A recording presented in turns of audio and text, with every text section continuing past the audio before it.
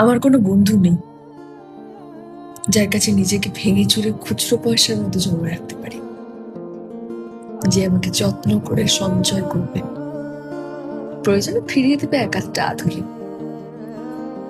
সত্যি বলতে আমার কোনো বন্ধু নেই। বন্ধু বলতে জেনেছি যাদের, তারা কেবল পথ চলতে সঙ্গী ছিল। ওই দূরের পথে ট্রেনে যেমন থাকে, পাশের সিটে গল্প হয়, দুপেয়ালা লেবু চায়ের দাম মেটাতে আমি দিচ্ছি বলে যুদ্ধ হয়, সিগারেটের বাড়িয়ে দেওয়া টুকরো ফুকে এই যে নিন ফোন নাম্বার, এদিকটাতে আবার এলে ফোন করবেন, বলা শেষে অচেনা এক স্টেশনে উধাও হয়। এই যে আমি পথ হাঁটছি, রোজ খাচ্ছি বুকের ভেতর কষ্ট ক্লেশ। এই যে আমি ক্লান্ত ভীষণ, বুকের ভেতর জমছে ভীষণ দুঃখের বেদ। তবু আমার কোনো বৃক্ষ নেই।